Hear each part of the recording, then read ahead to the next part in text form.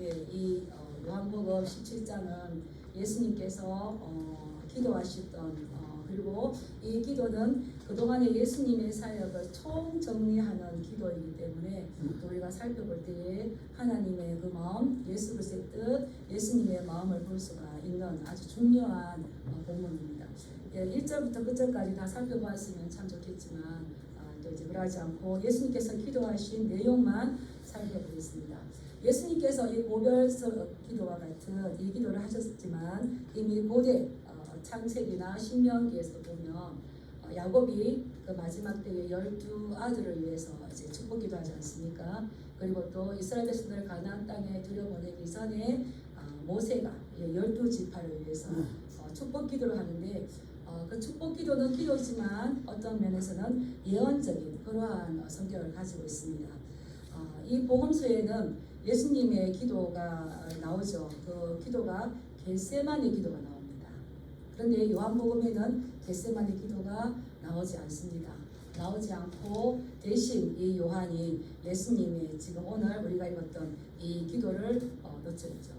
그래서 예수님께서 항상 기도하셨고 기도하시기를 말씀하셨고 기도의 동산에 올라가셨지만 실제적으로 예수님께서 기도하신 내용들이 많이 나올까요? 짧게 나올까요? 짧게 나옵니다. 짧게 나올 뿐만 아니라 그 내용이 거의가 십자가의 고난 이것에 대한 기도입니다. 그러나 예수님께서 오늘 남기신 이 기도의 내용을 보면 정말 감격스럽죠. 그래서 예수님께서 왜 요한을 그 어린 요한을 부르셨을까?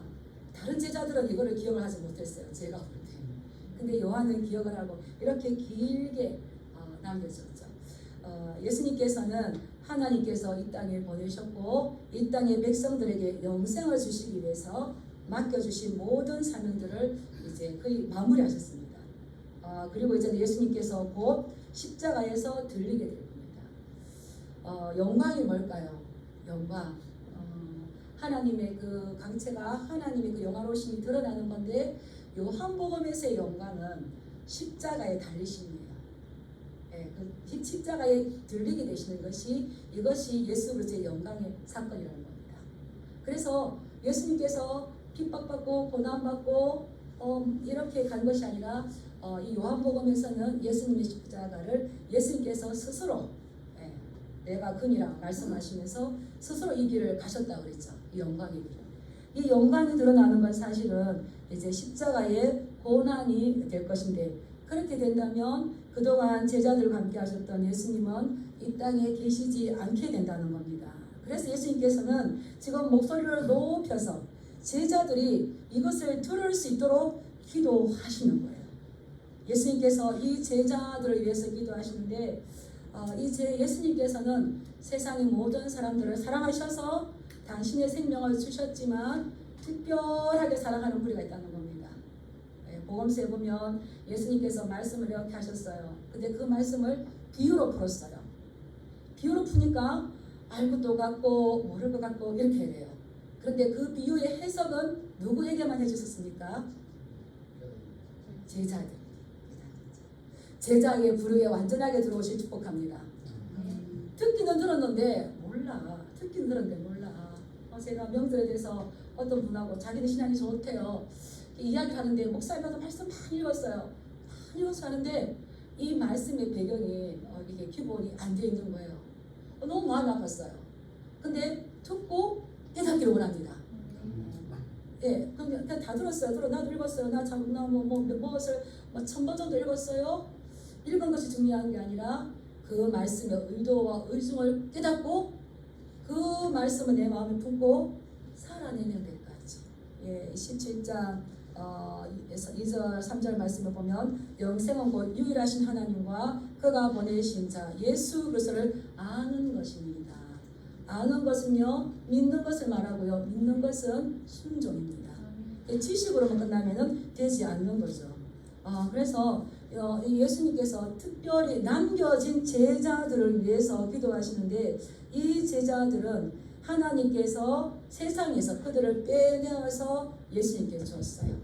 그렇다면 예수님의 것이 되기 전에 이 제자들은 누구의 것이었다는 겁니까? 하나님의 것. 17장 9절 말씀 제가 한번 읽어드릴게요. 내가 그들을 위하여 비옵나니 내가 비옵는 것은 세상을 위함이 아니요 내게 주신 자들을 위함이니이다. 그들은 아버지의 것이었는데 내게 줬어요. 참 감동스러웠어요. 우리가 예수님 안에 들어온 것 같지만 예수님께서 하나님께서 예수님에게 우리를 주셨어요. 원래 우리는 누구의 것이라는 겁니까? 세상에도 두 부류예요. 하나님의 자녀와 하나님 안에 들어와야 될 자녀가 있습니다. 원래 하나님의 것이었는데 그들을 내게 주셨어요. 그래서 이들은 어떤 자들인가? 아버지의 말씀을 지킨 자들이에요. 예수님은 이들에게 예수님 하나님의 이름을 드러냈고요. 하나님의 말씀을 줬어요. 우리가 지금 무엇을 받습니까? 하나님의 말씀을 받았어요. 제자들에게 예수님은 하나님이 어떤 분이신지 그분을 드러냈고 그 하나님의 말씀을 그들에게 주었어요. 그런데 제자들은 예수님이 이 땅에 계실 때에 그 모든 것에 세세하게 순종하지를 못했어요. 그렇지만 아예 불신앙적인 그 세상에 비해서 이 예수님의 제자들은 예수님을 하나님께서 보내신 메시아인 거 하나님의 아들인 것을 알고 자기의 모든 것을 버려서 따라왔어요. 따라오기는 따라왔지만 다 순종하지 못하였지만 그러나 하나님께서는 그들을 주셨고 예수님은 그들을 위해서 지금 기도하시는 겁니다. 왜냐하면 이제 예수님을 위해서 따라온 이들이 유별나게 예수님을 따라다니는 그들이 이제 세상 사람들 가운데에 눈에 띄게 드러날 것입니다. 그렇다면 이들의 앞으로의 삶들은 위험하게 되는 거죠. 이 예수님은 다른 제자들이 예수님의 말씀을 들었던 많은 제자들이 있습니다. 근데 그들은 예수님의 기적 외에 말씀을 들을 때에 이것이 행하기가 어렵다고 해서 그 말씀을 떠나버렸어요. 요한복음 6장에 나옵니다. 그래서 오병이의 기적을 맛보고 그들은 여전히 육신의 떡을 찾는 자들에게 예수님께서 말씀하셨어요. 인자의 살을 먹지 아니하고 인자의 피를 마시지 아니하면 너희 속에 생명이 없느니라. 살리는 것은 영이니 육은 무익하니라. 이런 말씀을 하니까 이 사람들이 와, 이 말이 어렵다. 누가 들을 수 있겠는가.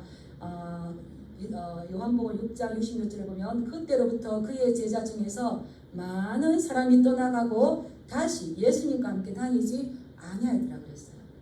오병이의 떡을 먹이시는 것은 생명의 떡이신 예수님 자신을 드러내기 위한 건데 거기까지 갔다 가지 못했다? 가지 못했어요. 여전히 육신의 떡 위에 떡에 머물러 있는 거죠. 우리는 생명의 떡 대신 예수님께까지 나와야 될 줄 믿습니다. 그때 예수님께서 다른 많은 제자들이 떠나가고 다시 예수님과 함께 다니자는 그들을 보면서 예수님께서 12제자에게 물으셨어요. 너희도 가려느냐? 물으셨어요. 저는 근데 왜 이 말만 들으면 이렇게 눈물이 나지? 너희도 가려느냐? 그랬을 때에 베드로가 아주 유명한 말을 하죠. 뭐라 그럽니까? 영생의 말씀이 주께 있사오니 우리가 누구에게로 가오리까? 우리가 주는 하나님의 거룩한 자이신 줄을 믿고 알았사옵나이다. 우리가 예수님을 따르는 것은 그냥 다른 어떤 거 하나 부여받고 얻을까 하는 게 아니라 영생의 말씀, 영생을 주시기를 원하는 그 예수님의 마음에 딱 합당하게 영생의 말씀이 주께 있고 예수님은 하나님께서 보내신 거룩한 아들 메시아인 줄 우리가 믿고 알았기 때문에 오는 겁니다. 부스러기도 그렇게 중요하지 않습니다.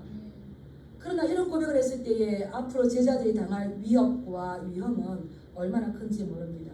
근데 그들은 그것을 알면서도 그들 스스로 12명의 제자가 아니라 이제 가룟유다는 가서 가버렸잖아요.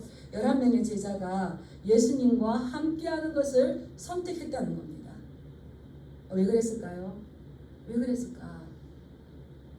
요한복음 10장에 보면 양은 목자의 음성을 안다고 했어요. 자기의 양을 내놓은 후에 앞서가면 양들이 그의 음성을 아는 거로 따라오대. 원래 제자들은 하나님의 것이었기 때문에 목자를 씌웠을 때에 목자를 따라가죠. 다른 목자가 오면 절대 따라가지 않는데요. 그래서 우리는 하나님의 음성을 알고 예수님의 말씀을 알고 그분이 나의 참 목자인 것을 깨닫고 그분을 따라가는 것처럼 제자들도 이미 하나님께서 보내주신 참 목자라는 것을 알았기 때문에 예수님의 말씀을 지켜올 수 있었고 예수님을 선택할 수 있었지만, 그러나 그들은 세상에 속하지 않고 예수님께 속했기 때문에 앞으로 미움과 분노와 여러 가지 어려움들을 당할 겁니다. 예수님께서 이제 곧 십자가를 질 때에 이 제자들을 하나님 보호해 주십시오. 보존해 주십시오. 그들을 안전하게 지켜 주십시오. 라고 지금 기도하는 이 내용을 큰 소리로 제자들에게 들리도록 했다는 겁니다. 그러니까 이 요한이 이 기도를 적어주겠죠.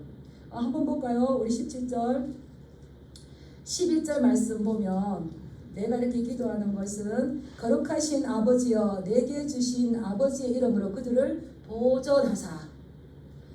예수님은 제자들을 끝까지 하나님께서 보존해 주시기를 원하셨고요. 또 12절에 보면 그들을 보존하고 그들의 믿음이 보호받기를 원하셨어요. 그리고 또 15절에 악에 빠지지 않게 보존하기를 위함입니다. 예수님은 너희들이 알아서 해 라고 하늘나라로 가시지 않고 이렇게 하나님 앞에 기도하고 그들을 부탁하고 또 지금도 우리를 위해서 기도하고 계시는 줄 믿습니다. 무엇을 위해 기도한다고요? 우리가 믿음이 보존되어지기를, 그리고 그 하나님 안에 안전하게 지킴을 받기를. 외로워하지 마시기 바랍니다. 슬퍼하지 마시기 바랍니다.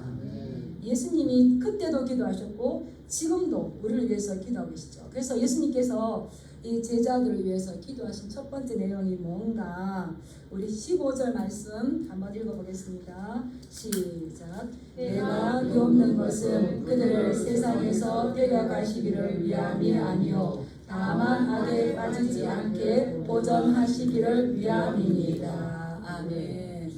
예수님이 하나님께 그들을 세상에서 너무 힘든데 데려가세요 라고 기도하는 것이 아니라 다만 악에 빠지지 않고 그들의 믿음을 보존해 주시기를 원합니다.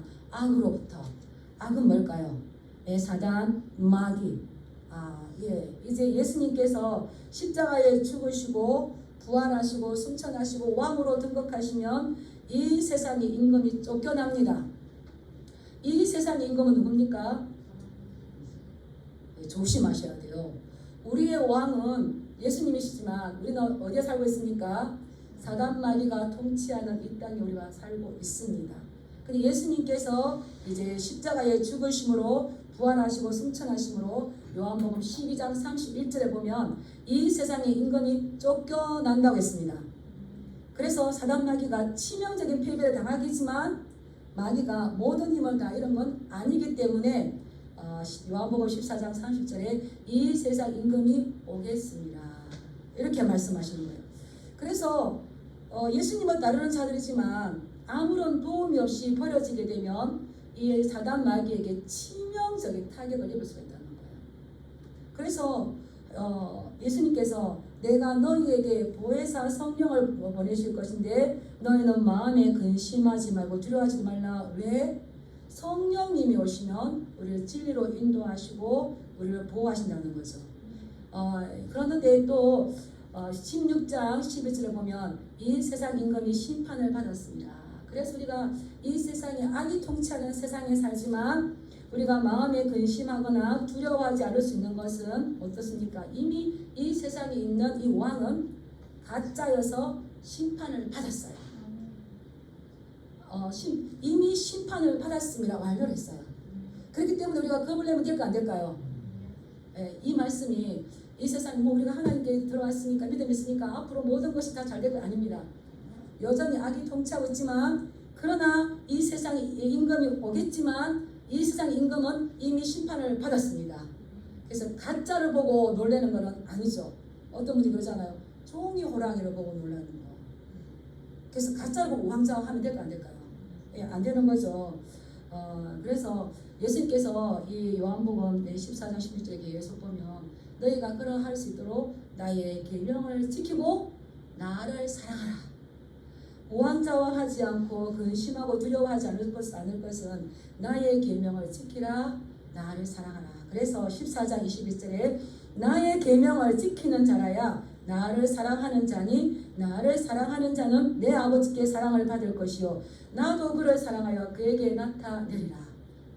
우리가 이 땅에 살면서 우리가 해야 할 건 뭐겠습니까?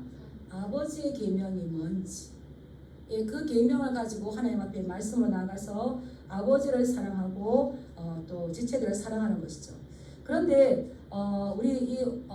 우리가 해야 할 것은 이 세상으로부터 물러나 있는 것도 아니고 이 세상과 함께 뒤섞여서 혼잡하게 사는 것도 아닌데, 그렇기 때문에 세상으로 들어가야 되는데 하나님께서는 이들이 악에 빠지지 않고 하나님을 사랑하고 하나님의 계명을 지킬 수 있도록 이들을 지켜주시옵소서. 왜 그렇습니까? 한번 따라해 보실까요? 나는 이 땅에 발을 딛고 살지만 이 땅에 속한 자가 아니다. 인정하십니까? 예, 저기 바울의 표현에 의하면 어떤 겁니까? 우리의 시민권 어디에 있어요? 예, 천국에 있어요. 그래서 잠시 이 땅에 우리의 사명을 감당하기 위해서 사명지지 우리가 이 땅에 속한 사람이 아니에요. 그래서 우리가 이 땅의 방법으로 살아가면은 안 되겠죠. 다만 이 세상에 살고 있지만 이 세상에 속한 자가 아닙니다. 그 말씀이 16절 말씀이에요. 내가 세상에 속하지 아니한 같이 이 제자들도 세상에 속하지 아니하였습니다. 나는 세상에 속한 자가 아니에요. 그래서 우리는 무엇을 가지고 살아야 될까요? 하나님의 법, 하나님의 계명, 법을 알아야 되겠죠. 그러니까 그 법을 알아야 되겠죠. 그래서 그들을 진리로 거룩하게 하옵소서. 아버지의 말씀은 진리입니다. 예. 제자들은 세상에서 불러내어서 예수 그리스도께 주었기 때문에 세상에서 불러내어서 세운 게 뭡니까? 교회, 에클레시아. 우리는 교회예요. 그래서 우리는 하늘 시민권을 가진 자로 세상과 타협하거나 또 세상함에 사치하면서 살도록 허락하지 않았다는 겁니다. 또 대신에 우리가 이 땅의 순례자의 삶, 나그네의 삶을 살 때에 위험이 있지만 우리를 안전하게 지켜주실 분은 오직 하나님밖에 없어요. 왜 그렇습니까? 지금 예수님 기도하시잖아요. 살다 보면 누군가 나를 위해 증거해서 큰 힘이 될 수가 있어요. 인정하십니까? 내가 지금 너무 큰 일이 있어. 그런데 이 문제에 대해서 누가 나를 위해서 기도해 주는 거, 뭐 이렇게 도와줘 저렇게 도와주고 그는 잠시뿐이잖아요. 그런데 누군가 나를 위해 기도해 주는 거, 이거는 말할 수 없는 큰 힘이에요. 근데 우리를 위해서 누가 기도하시는 거예요? 십자가 지시기 전에 기도하셨고 부활 선진하시고 난 다음에 지금도 하나님 우편에서 뭐 하고 계시는 거예요? 근데 우리는 뭘 원합니까? 하나님 그건 당연하고요. 돈. 그건 당연하고요. 내가 원하는 거. 내 자식 이렇게 하잖아요. 근데 그게 아니라는 거예요. 우리가 이 땅에서 우리를 안전하게 지켜줄 수 있는 건 오직 하나님밖에 없어요. 왜냐하면 예수님이 지금 우리를 위해서 기도하시기 때문에 그 아들의 기도를 들어주시기 때문에 우리가 기도하면 응답될까요? 응답되지 않을까요? 예, 기도하시기 바랍니다. 응답돼요. 응답돼요. 잘 모르시면 진양교회 보세요.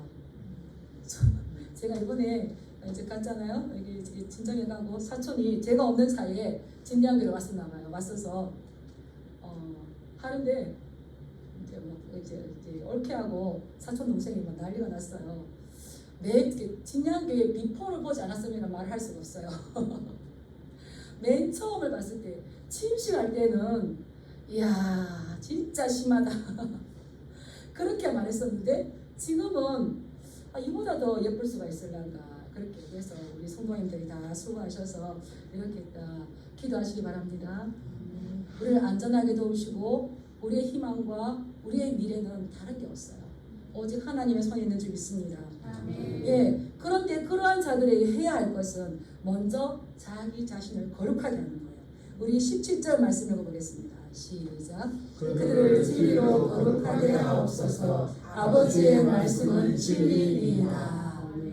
거룩하게 한다는 것은 성별한다는 거예요.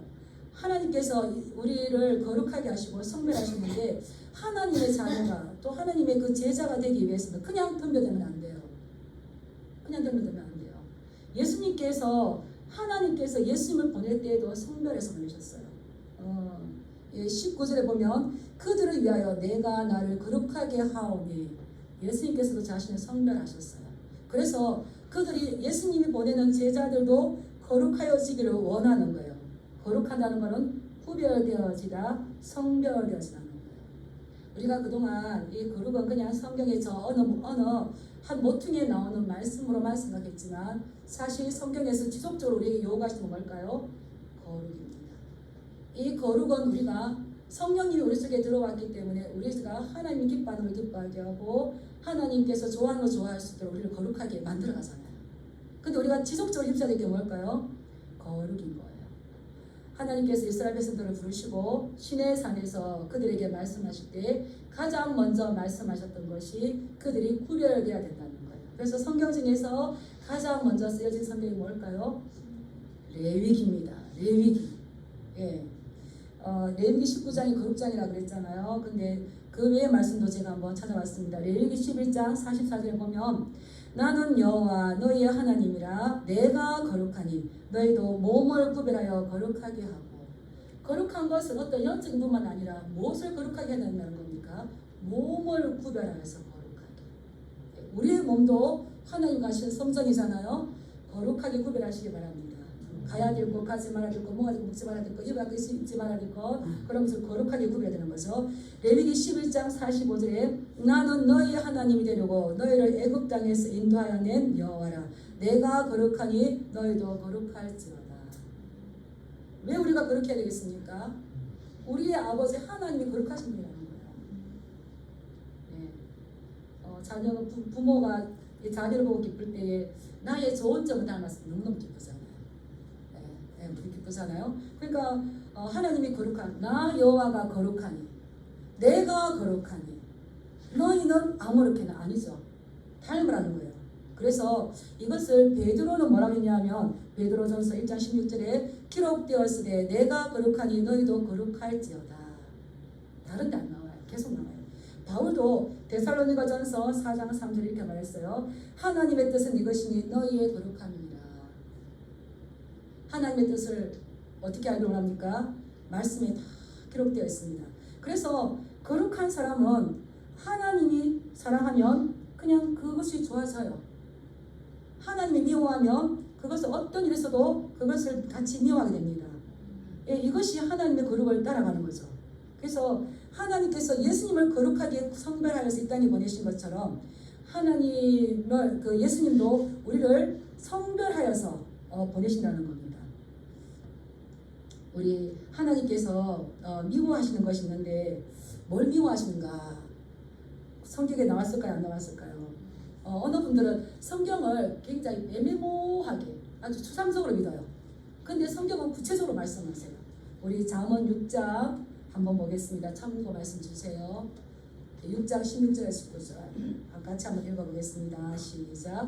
여호와께서 미워하시는 것 곧 그의 마음에 싫어하시는 것이 7가지이니 곧 교만한 눈과 거짓된 혀와 무죄한 자의 피를 흘리는 손과 악한 계교를 꾀하는 마음과 악으로 달려가는 발과 거짓을 말하는 망령된 증인과 및 형제 사이를 비난하는 자이니라. 세어본 7가지야.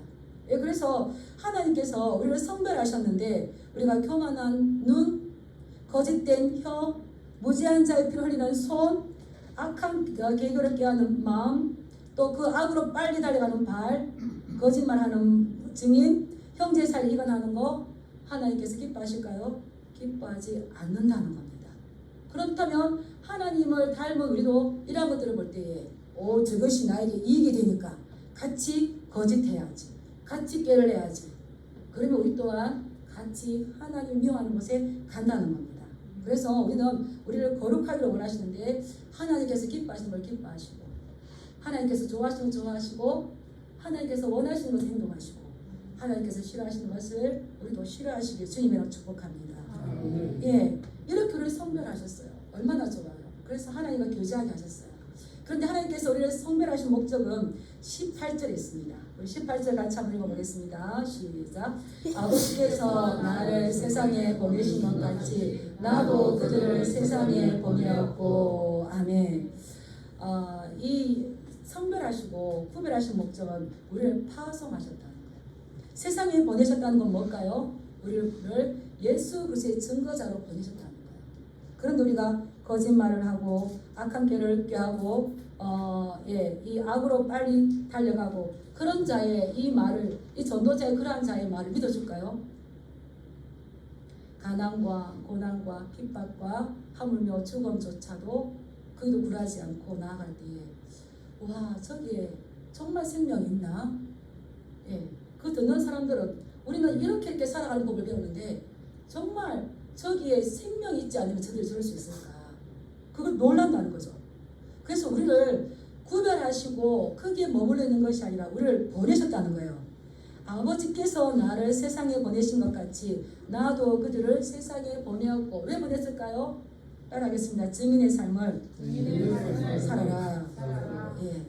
그래서 예수님께서는 이 제자들의 믿음을 보존하여 주시고 그들을 악에 빠지지 않도록 해주시고 그들을 거룩하게 하여서 하나님의 백성되게 온전하게 하셔서 그들을 파송하여 하나님이 그 아들 예수 그리스도 안에 생명을 넣어 놓으신 것을 전할 수 있는 증거자들로 그들을 파송하기 원하오니 하나님 이들을 믿음을 보존하여 주시옵소서. 우리도 그 하나님께서 아버지 그 예수님에게 주셨던 그 사명, 그것을 잇대어서 우리에게 주신 것을 믿으시고 나 안 받았는데요 하지 마시고 우리 모두에게 주셨습니다. 우리 속에 예수 그리스도가 계신 줄 믿습니다. 예수 그리스도의 말씀으로 우리를 거룩하게 된 줄 믿습니다. 그렇다면 우리는 어디로 가야 될까요? 이제 그 증인의 삶들을 살아야 되는 거죠. 근데 너무 감사한 건 예수님께서 당신의 사랑하는 그 제자들만 위해서 기도하신 것이 아니라 앞으로 그 제자들의 이러한 증거를 가지고 믿어야 될 앞으로 믿음의 사람들, 앞으로 믿게 될 자들을 위해서도 강구하셨다는 겁니다. 앞으로 믿게 될 자들, 그들 누굴까요? 좋아요. 이미 예수님께서 십자가 지시기 전에 나를 위한 기도도 하셨다는 거죠. 우리 20절 말씀 한번 읽어보겠습니다. 시작. 내가 비옵는 것은 이 사람들만 위함이요 또 그들의 말로 말미암아 나를 믿는 사람들도 위함이니. 아멘. 내가 비옵는 것은 15절에 보면 내가 비옵는 것은 제자들을 세상에 남겨진 제자들을 위한 것이고 20절에 내가 비옵는 것은 이 사람들만 누굽니까? 제자들만 위하는 것이 아니요 또 그들의 말로 이 복음의 말로 말미암아 나를 믿게 된 사람들, 전도를 통하여서 믿게 된 사람들을 위해서도 기도하신다는 겁니다. 그래서 이 최초의 제자들뿐만 아니라 이 제자들의 말을 듣고 예수님을 믿게 된 사람들, 그들에게도 그들에게도 이 복음 안에 들어갔을 때에 어떻게 해야 되는지를 그들이 알기로 원해서 기도하시는데 하나님 예수님께서 그 기도 무엇을 위해서 기도하시는지 우리 21절 한번 읽어볼까요? 시작. 아버지여 아버지께서 내 안에 내가 아버지 안에 있는 것 같이 그들도 다 하나가 되어 우리 안에 믿게 하사 세상으로 아버지께서 나를 보내신 것을 믿게 하옵소서. 아멘. 내가 아버지 안에, 아버지가 내 안에, 나와 아버지가 하나인 것처럼, 나와 아버지가 성부, 성자, 그 직위는 다르지만 세 분이 한 분을 이루시는 신비처럼 그들도 제자들과 앞으로 또 믿게 될 이 모든 사람들이 그들도 다 뭐가 되어? 하나가 되어. 하나가 되어 우리 안에 있게 하셔서 세상으로 아버지께서 예수 그리스도를 보내시고 예수 그리스도 안에 생명이 있는 것을 그들로 믿게 하옵소서. 그래서 세 번째로 예수님께서는 남겨진 제자들의 무엇을 위해서 기도하셨습니까? 하나됨. 앞으로 믿게 될 모든 제자들을 위해서 무엇을 기도하셨습니까? 하나됨을 기도하셨어요. 이것은 예수님께서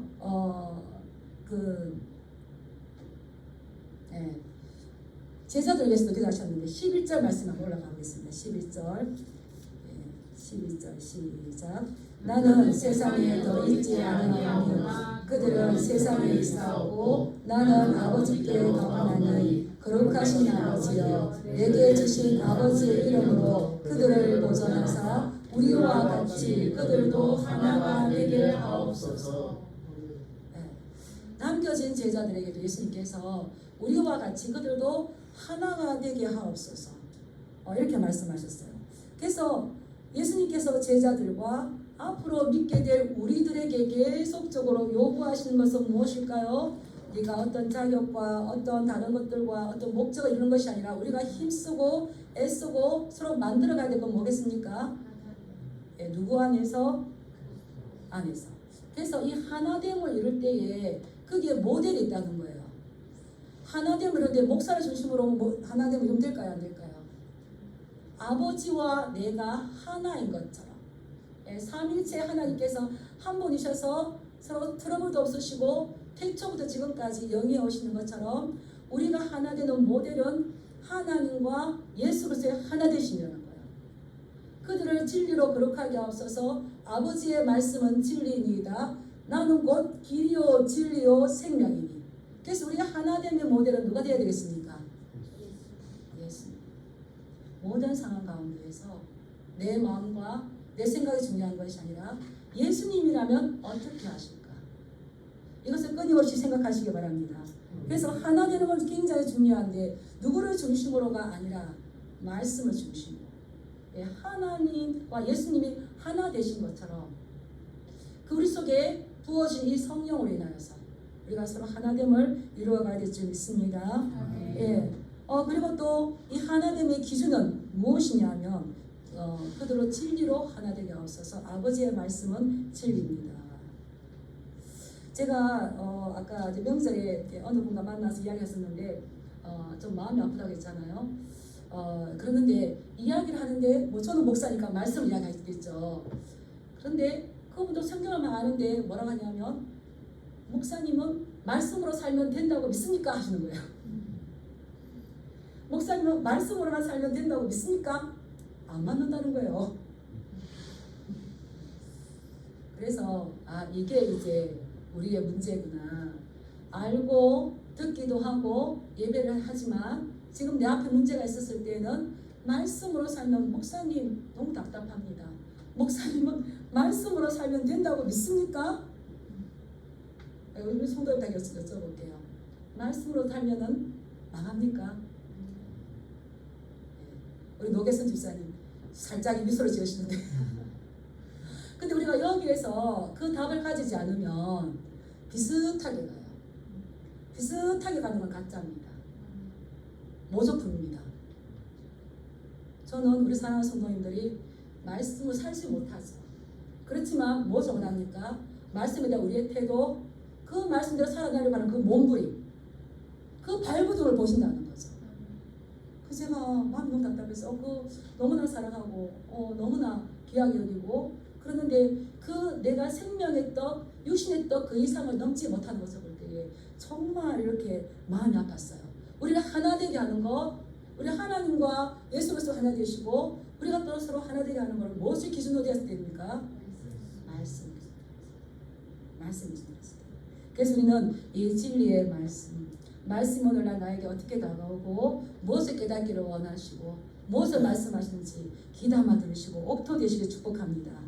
예, 이 제자들은 예수님께서 하나 되기를 원하고 앞으로 미래에 믿게 될 제자들도 하나 되기를 원하였는데 왜 하나 되기를 기도하셨을까요? 제자들은 예수님께서 공생에 살아계실 때 계속적으로 싸웠다는 겁니다. 예, 자기들의 우월권을 주장하고 자기들의 특권을 주장하고 싸우고 다퉜어요. 근데 예수님은 그들에게 시간이 있을 때마다 낮아짐을 말씀하셨어요. 그리고 제자들의 말을 시키시면서 겸손을 가르치셨습니다. 그리고 제가 하는 말이 목사님 겸손 안 쳐가지고 그 교만입니다 이렇게 하시더라고요. 그래서 어이구야. 따라서 겸손은 흉내라도 내자. 가르치셨어요. 그래서 23절의 말씀을 보면 그들 안에서 그들로 온전함을 이루어 하나가 되게 하려 함은 그들로 온전함을 이루어 하나가 되게 하려면 온전함은 이 텔레오스인데 성숙. 우리가 말씀 앞에서 서로 관계 가운데에서 신앙 앞에서 성숙하시길 축복합니다. 성숙해서 서로 낮아지고 서로 존중해지고 예수님께서 제자들의 발을 씻기시면서 그 온유와 겸손을 가르쳐 주셨던 것처럼 제자들에게 들으라고 지금 기도하시는 거예요. 하나님 이들도 서로 하나가 되게 하옵소서.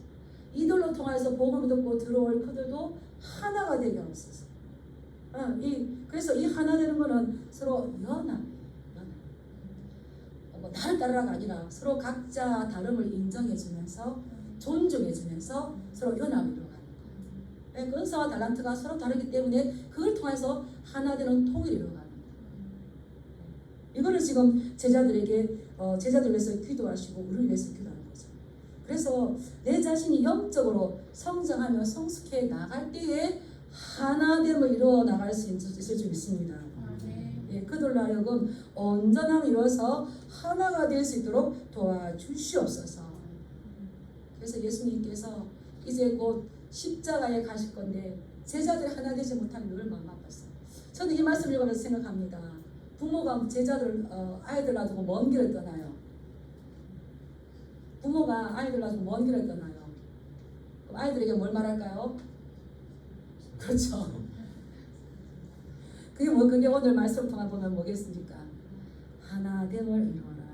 그래서 예수님께서 십자가를 앞에 두시고 곧 이 17장이 끝나고 난 다음에 이제 잡히셔요.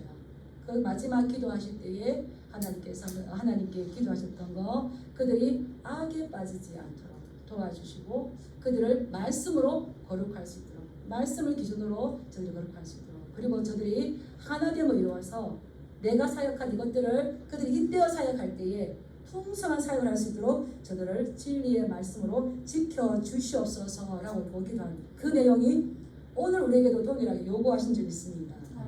예, 그러나 애석하게도 기독교 역사는 어떻습니까? 분열의 역사였습니다. 예, 그런데 그런 분열의 역사로 인하여서 이 하나 되게 하옵소서, 악에 빠지지 않게 하옵소서, 성별되게 하옵소서. 이것은 내가 그들의 세상에 보내왔는데 그들로 복음 증거자가 서기 위한 건데 분열하고 다투고 서로 분노할 때에 이 기독교 역사가 그러한 가운데서 복음 증거가 약화되었습니다. 그렇다면 지금 우리 이 시대를 살면서 우리가 해야 할 건 뭘까요? 복음 증거가 힘이 있을 수 있도록 해야 될 건데 하나 되기 위해서는 또 우리가 나가봐야 될 건 내가 거듭난 자니까. 거듭났다는 것은 성령님으로 거듭난 자들은 새 생명이 들어온 것이고 우리가 거듭나서 진리의 영이 들어오시면 우리를 무엇을 인도합니까? 말씀을 인도합니다. 말씀을 지키고 싶어하고 또 하나님께 사랑하시는 이들을 감당하고자 하는 그러한 소망, 그리고 연합하고자 하는 그러한 마음이 있지 않습니까? 그러한 것들을 갈망하지 않습니까? 서로 하나 되고 싶어하는. 그래서 우리는 이제 진양교회가 여기까지 왔고 또 앞으로 나가야 된다면 예수님께서 대제사장적인 그 기도를 하셨던 것처럼 우리는 서로 하나를 이루어서 복음의 증거, 이 전도의 문을 약화시켰던 모든 것들을 다시 회복해야 될 줄 믿습니다. 예, 그 모델은 뭐라고요? 목사도 아니고 어떤 힘든 사람도 아니고 예수 그리스도가 하나님 하나 되시고 그 기준은 뭐라고요? 말씀. 그래서 제가 그분에게 물었어요. 그렇게 생각하시는 그 근거와 이유가 무엇입니까? 없어요. 우리가 선택하고 우리가 결정하는 그 근거와 이유를 어디서 찾아야 되겠습니까? 인정하십니까? 우리가 선택하고 결정하고 그 일을 실현할 때에 내 감정, 내 판단, 세상 그런 것은 아니라는 겁니다. 근거와 이유의 기본이 되는 뭐가 되어야 되겠습니까? 따라서 하나님 말씀이다. 그 마음이 아팠죠. 저렇게 오랫동안 교회를 다니고 저렇게 성경을 읽었다고 하는데 선택할 때는 세상의 기준으로 내 기준으로 이렇게 그래서 이게 하나님의 이 나라를 바라보고 나가는 그런 같은 동력자 입장에서 굉장히 이렇게 짠하게 마음이 아프면서 단지 그 형제뿐만이 아닐 거예요. 우리는 그래서 신앙을 가질 때에 우리가 무엇을 기준으로 가야 될지, 우리의 모델이 무엇이 되어야 될지, 그리고 우리가 궁극적으로 생명처럼 여기고 나가야 될 것이 무엇인지 성도의 하나님을 좀 믿습니다. 예, 그러한 저와 여러분 되어서 우리 세우신 목적에 이 세상으로 보내셔서 복음 증인의 삶을 요구하실 때에 기쁨으로 살아드리는 저와 여러분 되길 주님의 이름으로 축복합니다. 네, 기도하겠습니다. 우리 다 같이 기도하겠습니다.